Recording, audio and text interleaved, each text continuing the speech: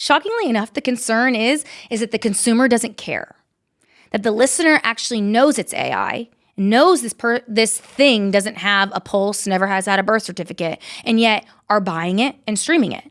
So what this should say to country music community, the artists, the songwriters, is that your consumer doesn't care. And that's scary. We have reached an all-time low as to where the consumer actually doesn't care where the music is coming from.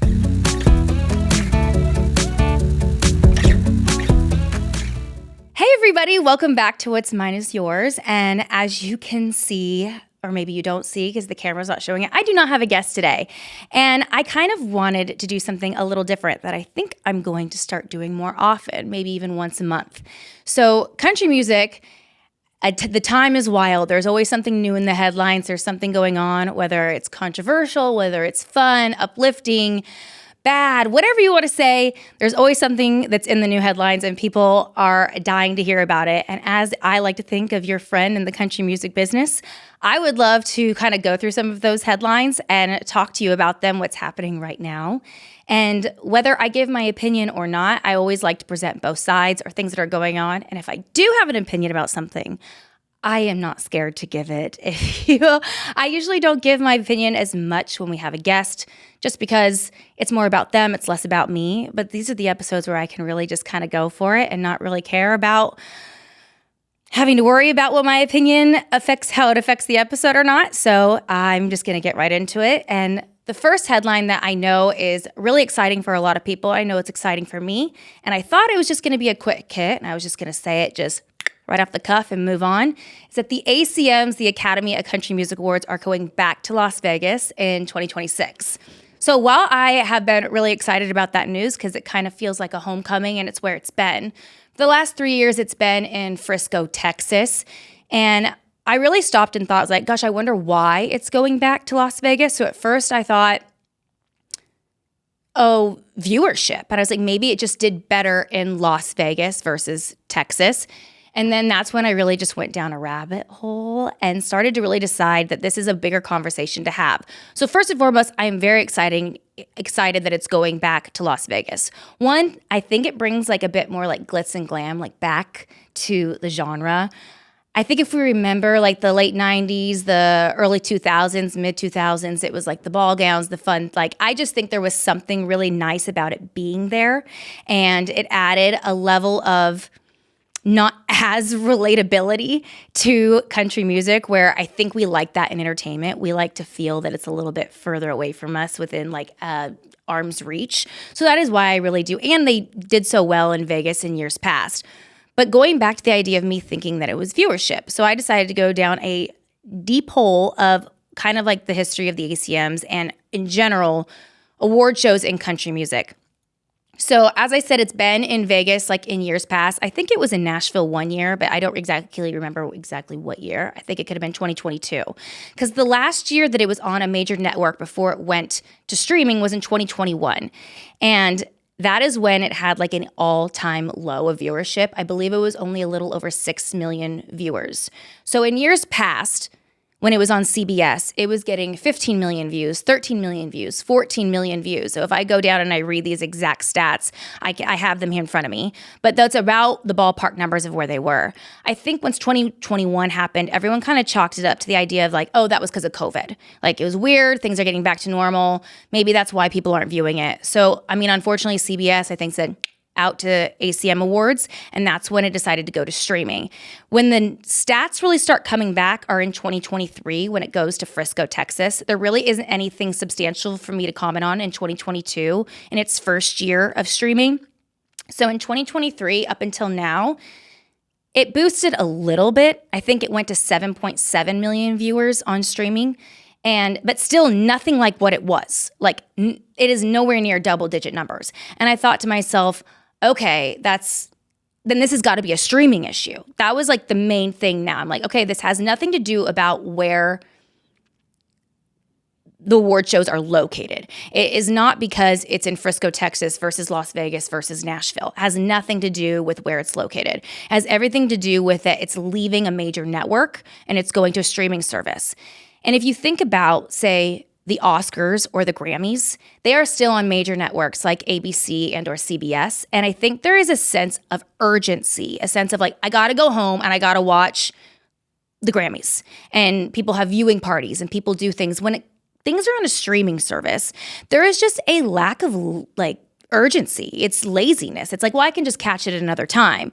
So I think that is what was bringing this viewership down so low. And then I go, okay, well, if that's going to be my ending argument, that it's because it's on streaming and not a major network, then let's go check out the biggest award show for country music, which is the CMA Awards, which actually was just on a few weeks ago now.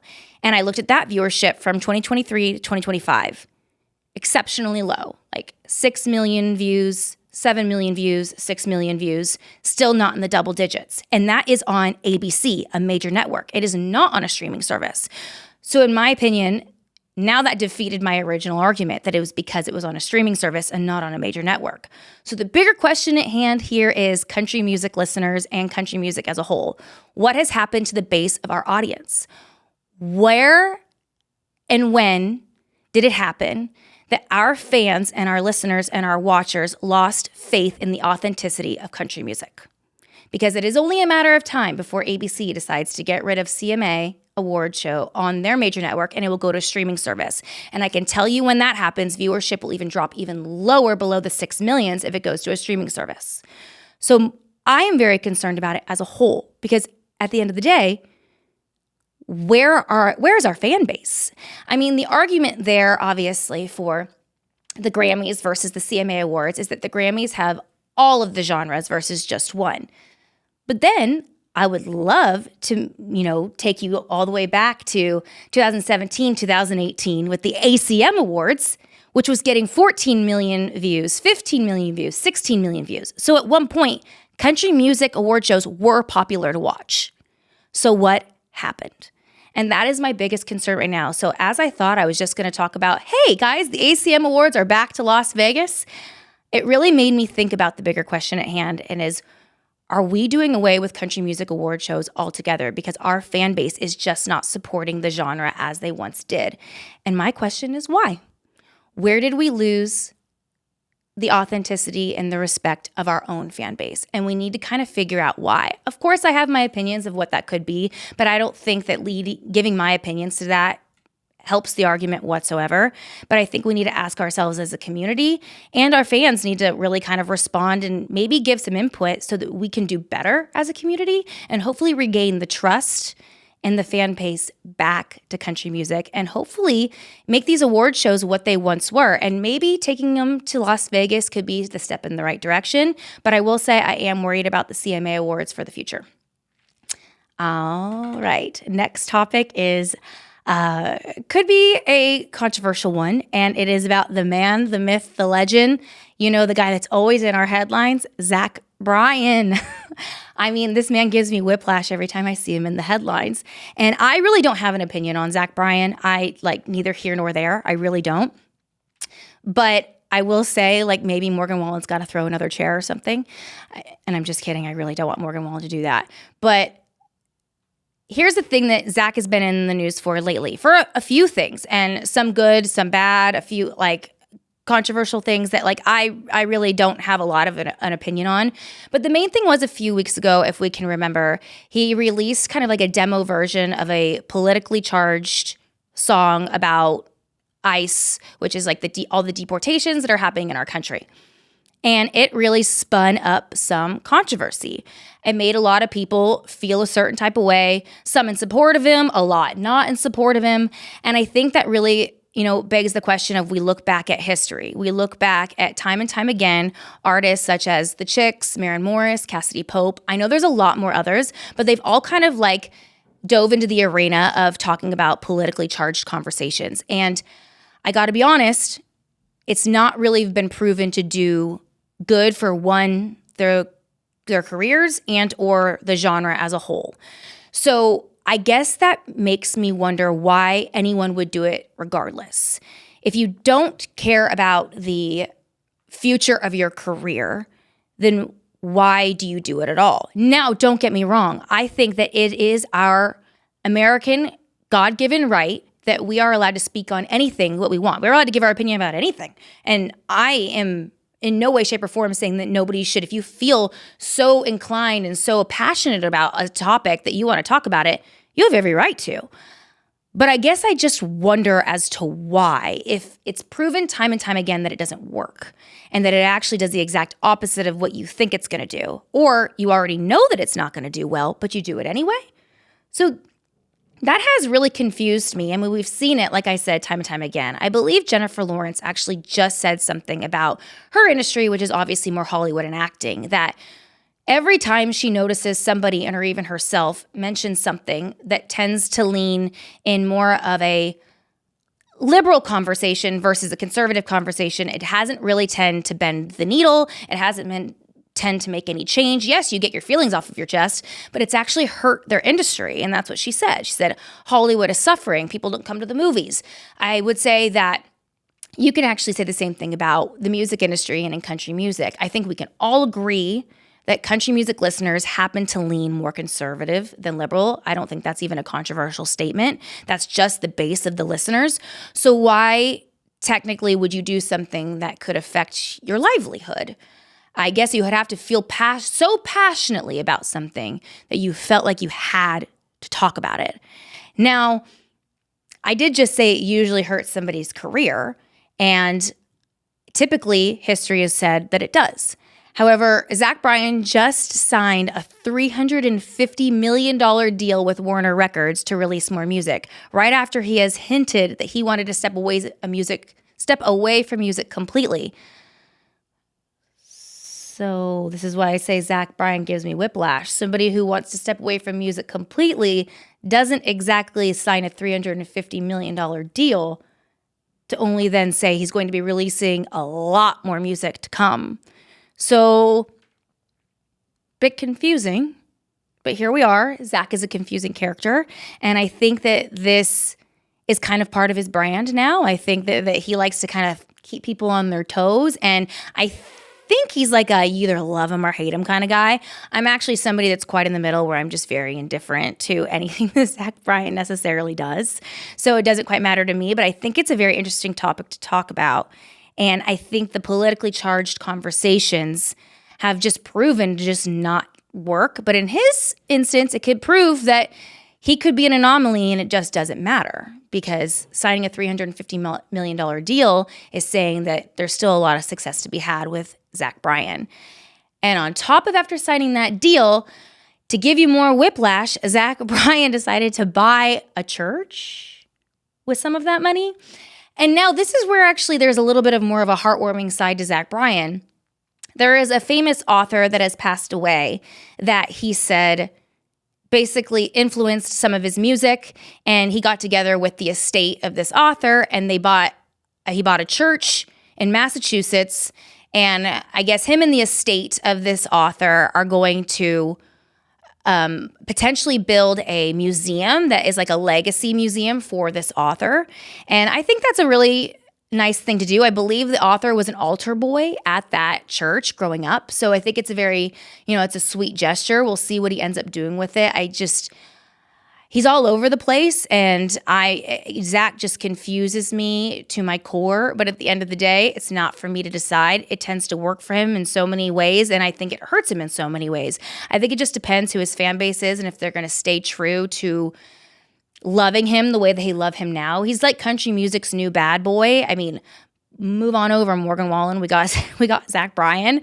I think he's just a bit more confusing than other artists to begin with, and we'll just see if the pattern in which he's going by, whatever blueprint this is, if there even is a blueprint, if it ends up working for him in the long run.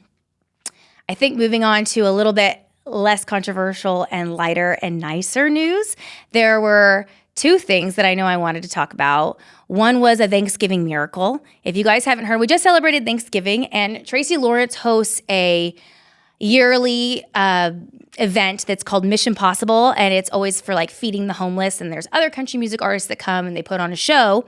And this year, kind of an unfortunate story, but it turned into a happy situation, is their truck that was housing all of the turkeys, The refrigerated truck, I guess, broke down and over like 600 turkeys got lost. But don't worry, Tucker Wetmore was to the rescue, and he goes to Costco and he bought like over 100 turkeys and brought them to the event. So it just proves to you is artists and celebrities are just like us. They have a Costco membership. My only question is how many people did not get a turkey that day because Tucker bought them all out? I'm pretty sure like Costco should have put something on the doors that said, head on over to Mission Possible to like feed yourself on Thanksgiving because he bought out all the turkeys. But I will say, I think on a more like nicer and uplifting note, not to make a joke of it, is this is really why people love country music. This is the human aspect of country music, which is going to be ironic for something that I talk about later in this episode about human versus non-human, what we're in country music. But people love this idea of community in country music. It's that we show up for each other. We show up for our community. It's loving on others. It's that human interaction that you don't see a lot in other genres that you definitely see in country music. And so this was just like really nice news to see that I don't think a lot of people talk about as much. We love to hear about all the dirt and the bad things. And you don't talk about sometimes all of the wonderful things that are happening in this community. And this was certainly one of them. And I think that I had never even heard of that event that Tracy Lawrence hosts every year. And now that I know about it, I think I'll be talking about it a lot more because I think this world needs a lot more light and a lot more beautiful things that happen. And that is definitely something that is worth talking about and worth noting. And it was great. Another thing that is really cool that's happening is Cody Johnson's releasing new music and has just announced collaborations with Luke Combs and Brothers Osborne. And Cody Johnson is like a fan favorite. I think everybody loves him because he reminds you of like nostalgic country music, along with Luke Combs. And I know Luke just released 3 new songs like back in October. And so it'll be really fun to see those collaborations come to light. And when it comes to Brothers Osborne, I've always loved Brothers Osborne. I think that will be a really interesting matchup between them and Cody. I think that will be interesting sounds to match up. My thing about duos and like what I find is really sad is I want to see more of duos. I don't think we have enough like diversity in the duo department in country music. Brothers Osborne, we don't really hear much more from Dan and Shay. I think we could afford to have more of those in country music, girls and guys alone. And we have obviously a ton of solo artists, but not a lot of duos. But overall, I think we should be really excited to get some new music from Cody Johnson and to see, familiar faces collaborate with them. And I think everybody in country music loves a good collaboration. I think it's something that it brings the fan bases together and, again, just creates more community and better stuff for radio to play and for streaming services. So all in all, good, up and up. Next topic I want to talk about is something that I wasn't going to talk about in the show, but it wasn't until somebody called me last night and told me about 2 people that are dating now that I didn't get the correlation. But I think this is actually a really fun, lighthearted topic if you look at it in an interesting way, is publicity PR stunt couples. It's a tale as old as time. We see it all the time, especially in Hollywood. Like before you release a movie, you see a lot of like the main stars end up acting like potentially they were dating. Maybe they were, maybe they weren't, allegedly, to kind of promote the movie. You see it a lot even on Dancing with the Stars, like the professional dancer and their partner, like maybe they dated, maybe they didn't. And it boosts viewership. It boosts people going to the movie. I mean, it's something that we see all the time.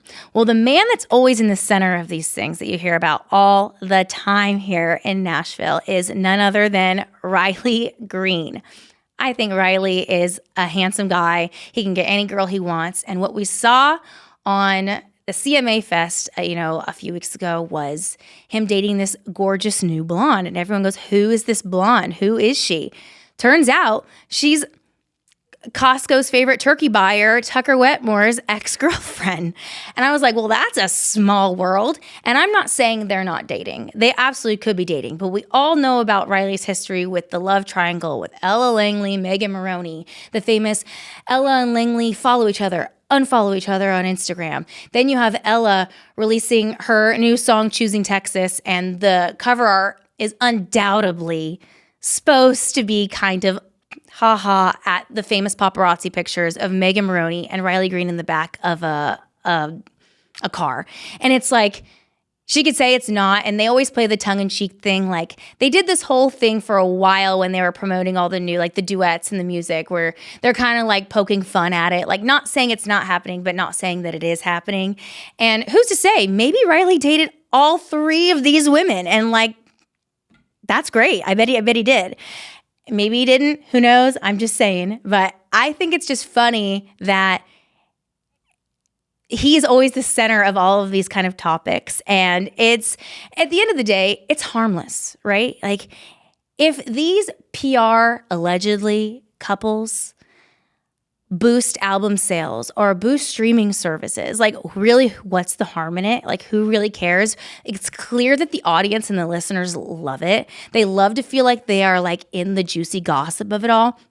My only thing that I would say to anybody who does these things is, how soon after, if you keep using the same playbook, does it just get like boring? Like, okay, we've seen it, you've done it. Like, do we do it again? Now, I think every once in a while, I think it's fun, whether they're real or not real. It doesn't really matter. It's very clear that it's proven that the audience absolutely loves it. So why not? Like, but at the end of the day, it's harmless, you know? And I think people get too wrapped up in it, and they're like, I mean, I see the comment section like getting viral about it. Like, they're just like so tore up about it. I'm like, does it really matter to you who's dating who? At the end of the day, I think it's funny. And I think Megan Maroney and Ella Langley should now get together and do a duet about Riley. I think like that's the next step, and people would eat that up. So that's just my 2 cents about it. And I think that it would be great. And I'm just waiting for the next drama of who Riley could be dating or he's not dating. I think that we're like every woman in Nashville is like waiting on pins and needles at this point. So the next thing I want to talk about, and which deserves a huge congratulations, is to Dasha.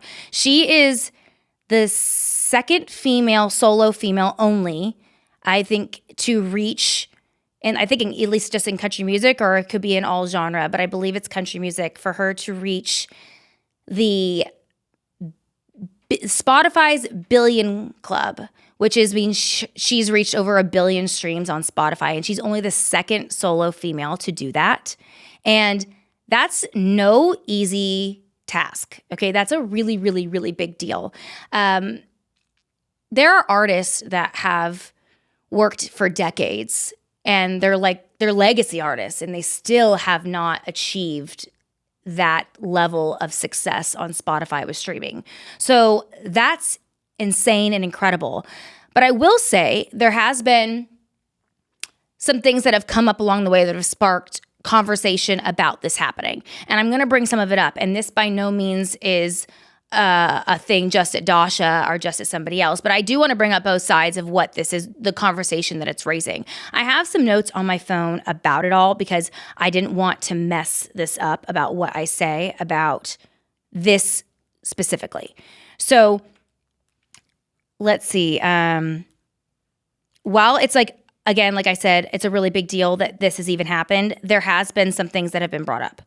Okay, so the things that are brought up, especially in the good news for women in country music, is that this is a huge impact, has a huge impact on women in country music. First of all, Dasha doing this without a decades-long career shows a few things, you guys.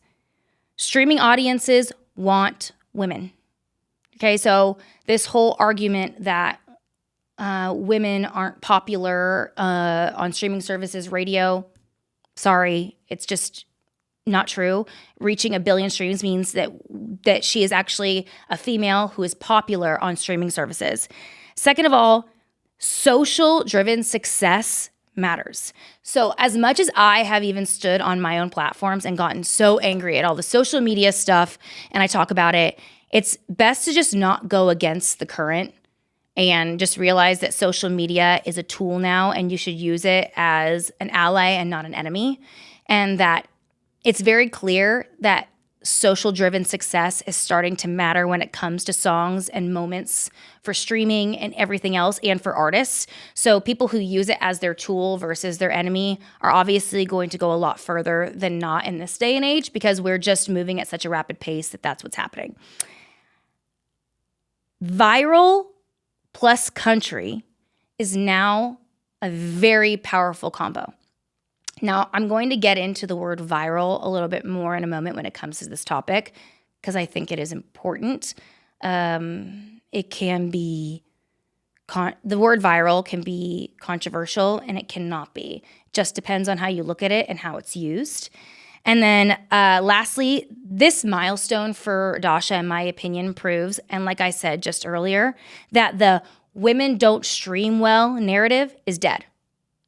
So we can stop talking about it. Like, in my opinion, we don't have to keep pinning this whole like gender versus who's popular against each other, because it's just, and I'm saying that to you women, like you're the only one saying that. I don't hear men saying that. So this proves to you that that narrative is dead, because she reached a billion streams, a billion club, and only one of two female artists to do it. So at the end of the day, it just is what it is. Okay, so now let's get into maybe a little bit more of the controversy sides behind what I hear people saying. And I think they're important to talk about. The TikTok, back to the word viral, doesn't always guarantee a long career. And I think we've seen time and time again, people can have TikTok viral moments with trends, and then the career disappears. I'm not saying that's what's going to happen to Dasha at all. I'm just saying that it's something to look out for. I think seeing people who have all these viral moments, and then you hear nothing more from them. At the end of the day, country TikTok has a huge turnover rate, and TikTok audiences move fast, you guys. So attention spans shift weekly. So you have to think about that when you're going into saying that you want to participate in these trends, or you're even following artists that you like that based upon a trend. It doesn't always end up translating to longevity in a whole career. So that was my thing, is like, I remember obviously we know that like Dasha's rise to success was basically very much tied to a trend. And with the song Austin, and we all know it was a lot of the dancing things and on TikTok, and people loved it. It was like something they could easily go do. They could do the 2-step and put it up, and it obviously made that song go bananas and go crazy. So you have to figure out, is something going viral because of a trend or because of something else? And you have to be conscious of that, I think, as an artist moving forward, especially since Dasha is filling such big shoes right now with reaching such a massive thing. It's like, okay, now can she replicate that lightning bolt twice? Does she even want to? At the end of the day, she might not want to do something like that all over again. I would think that she would maybe want to show a different side of herself that isn't like a trending TikTok sound or something else. And I don't know Dasha personally. I just know that I think that it would probably be wise to try something different. But at the end of the day, that's probably a scary role to step into for someone who's such a new artist who hasn't had a decades-long career, to already have that kind of success and then have to think, okay, how do I fill those shoes again? How do I come back again and show that I'm more than just a 2-step trend on TikTok? So that will be really, really interesting to see moving forward. The other thing that I think fans are saying that I do agree with, and I think it's worth talking about, is some country fans find these things to be cheesy, cheeky. Some would say lack of what you would consider substance. And I would say that there is a time and a place for everything. I think we even saw that with Walker Hayes with Fancy Like. Sometimes you just need something to feel good too, right? But if you have a career that's filled of just that, it's very hard to realize that you're going to go down in the books of like the greats of when you don't have anything else to follow the cheeky, fun, cheesy trends. I will say when you start talking about past artists, okay? And this is why I am going to say it's unfair to me to even compare these, because these artists didn't even have these apps at their ability and their fingertips to use, even if they could. So artists like Reba, Shania, Carrie, Dolly, Martina, I mean, the list goes on, Trisha, they didn't have these apps. So it's really unfair to me to say that they wouldn't use them if they had them. But at the end of the day, the fact is they didn't use them because they didn't have them. So they had to lean on more, I think, less trendy things and more substance, and really trying to make an impact with their music more so than today, that people lean more on like what's trending, what can go viral, what not. Now, I'm going to say something really interesting. There are a few artists here that I wrote down that don't lean into the trendy, cheeky, tongue-in-cheek thing, viral moment, dancing on TikTok, all those things. And those artists, and they have had the apps at their fingertips. And this is artists like Lainey Wilson, Ashley McBryde, Casey Musgraves. They've definitely leaned more into the substance, impactful type lyrical music. And arguably, I would say those three artists have created, I believe, a legacy career. I think I'm going to be hearing those names for years and years and years to come. Not saying the artists like Dasha and other people that have followed in the TikTok trends won't. I'm just saying there is something to be said about certain artists that have not fed into the trendy trends of TikTok and the viral moments and being cheesy, that they just haven't chosen to do that. And I will say they are talked about at a different level and at a different regard. And I don't think you can argue that. I think there are some things like when people hear the names like Ashley McBryde, Lainey Wilson, Casey Musgraves, you talk about them like legacy artists, like they're going to be legends. And then when you talk about other artists, arguably some kids say the TikTok trends can cheapen an artist. I don't not necessarily say that is what someone is trying to do. I'm just saying that that is what people say. It is talked about, so it is something that I wanted to mention.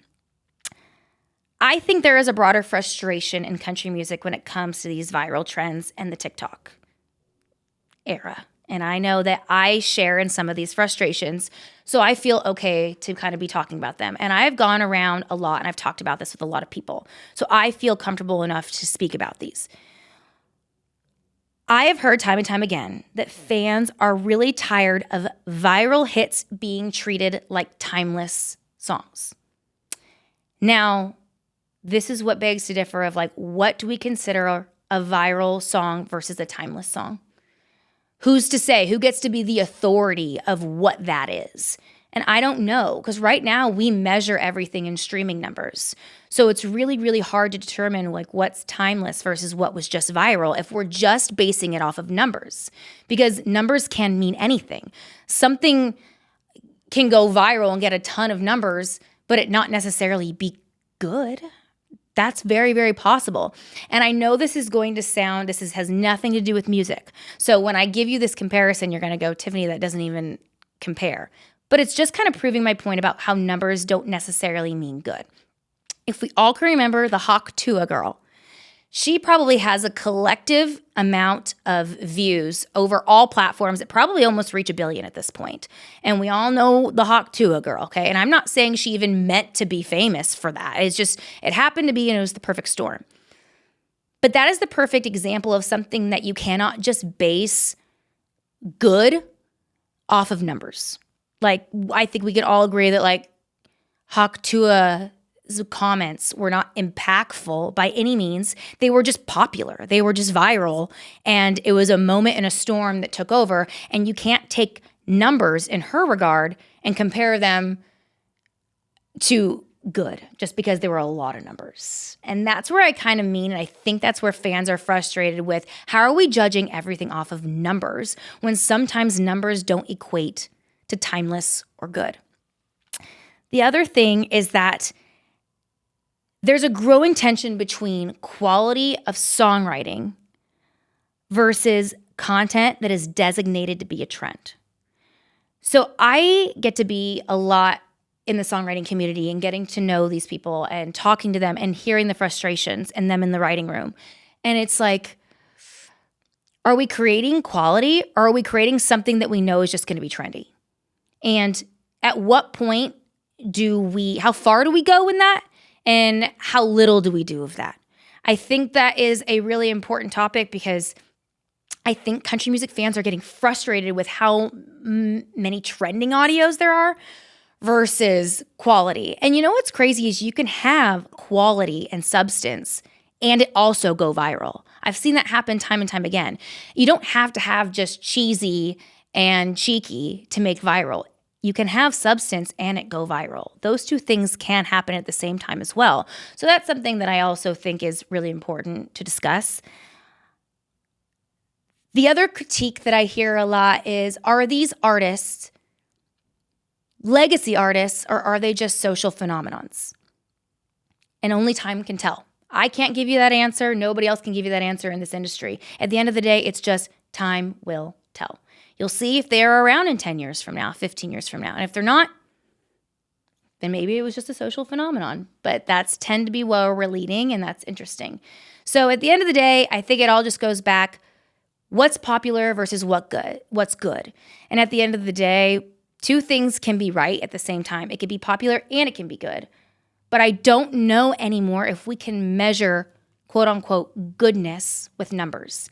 And unfortunately, that's how we measure things today, is just through streaming numbers. And I think it is pretty proven that you can't just say because something has a lot of numbers, that means it's technically good. So that's the frustration that I get a lot. And I know that all based off of the conversation about Dasha, but I think that's just because that she had a viral moment with the song Austin on TikTok, and it caused a lot of controversy. But at the end of the day, like, she created something that paved the way for a lot of other girls, and we'll see what Dasha does next with something so incredible that she was able to reach that level of success on Spotify that most artists will never be able to do. So if anything, I could say that I'm just excited to see what Dasha does next with that. All right, so remember how I said that country music is human? Well, maybe not anymore. And this is going to be the last topic I talk about today, and I think this is the most frustrating one for me to talk about on many ways of how I'm going to bring this up. And I'm going to have to look up the person's name, because that's how much, it's not even a person, of why I'm so frustrated at this. So I just said country music is just so human. We love human interaction. Or do we? Because if you didn't know, what's the person's name? It's not a person, sorry. Breaking Rust. I keep saying Breaking Rust because they don't even have a pulse. They don't have a birth certificate. This is a sound that is completely AI generated, and it has reached all levels of success that most artists never reach, which is all over Billboard, top song, everywhere. I mean, and I think the concern of this is not that Apple and Spotify have allowed this on their platforms. Shockingly enough, the concern is that the consumer doesn't care, that the listener actually knows it's AI, knows this thing doesn't have a pulse, never has had a birth certificate, and yet are buying it and streaming it. So what this should say to country music community, the artists, the songwriters, is that your consumer doesn't care. And that's scary. We have reached an all-time low as to where the consumer actually doesn't care where the music is coming from. That should be alarming and should set off a lot of just like sirens in your head. And that, I think at this point now, Spotify and Apple and or legislation, something would have to be put in place to where they don't allow this on their platforms. But then that begs to differ of so many other things that are happening in this world right now that I'm going to like talk about right now, is that once you open the AI floodgates, if you let some of it in, does that mean you have to let all of it in? Or if you let none of it, only a little of it in, or you say no to that, and then you have to say no to all of it. And the problem is we know AI is not going anywhere. Like, we all know that. So again, like I said, might as well just go with the current than against it. So we have to figure out a healthy way and an ethical way to go with the current versus against it. Because again, AI is here to stay. But the problem is how far do the floodgates open? I mean, we're already seeing that this rustic thing is popular. I mean, can it win a Grammy? Can it win a CMA? I mean, it can't walk the red carpet. So what are we doing? And why are listeners supporting it? And I think, what is it going to take? Is it going to take, the only time I've ever seen the community all gang together and really support something is when Taylor Swift didn't own her music, and she stood up and said, nobody go listen to that, only listen to this new version. And guess what? Nobody listened to the old version. They only listened to her new version. So obviously we need to hire Taylor Swift to come out and say, don't listen to Breaking Rust or any other fully AI artist, because it doesn't seem that the listener is listening. And like I said, doesn't seem to care, which is very, very, very concerning. And at the end of the day, once you lose your listener and your consumer and they don't care where their music is coming from, you can kiss real artistry goodbye. This is basically the beginning of the end. And that is very, very concerning. So the reason why I spoke about the floodgates and how far do we open it, how little do we open it, do we even have control over that anymore, is we have obviously a legacy artist, a legend, someone that I respect dearly and love is Randy Travis. As we all know, Randy Travis has like major health concerns and can no longer do what he once did. And he is now said that he is releasing AI-assisted music. Okay. When I heard this, I wasn't even a little bit bugged. Like, I wasn't upset about it. But then I had to think about it from all angles. I had to really sit back and go, okay, why am I not bugged by that, but I'm bugged by Breaking Rust? Well, maybe it's because Randy Travis has a birth certificate and is a real person and Breaking Rust doesn't. So that's kind of my main thing. But I also think it's because we have this attachment to Randy Travis because he has been such a legendary artist. He's had such a full career. It's not like he hasn't proven himself decade after decade with his own music. But then the argument on the other side is, but if we allow that, what is that really opening up the world to? Is that giving a free pass to labels now in the future to allow them to have other artists have AI-assisted albums? How much are we to believe the music that is brought to streaming platforms? And I can see it from the other side too. I see how there are artists that feel such a connection to Randy Travis and it's so nostalgic and they just want to hear him one more time. But arguably, are you hearing Randy Travis? Because it's not technically Randy Travis. And we just need to recognize that once we let some in, you realize that it can be everybody now. My worry is artists that have passed away. Is that a free pass now that we can just make music from people who are no longer here to even give consent to put that music out? So while I know this isn't going anywhere, it's only getting worse. It's a matter of how we stand up ethically. What I do like about what Randy Travis is doing is that he's being honest about it.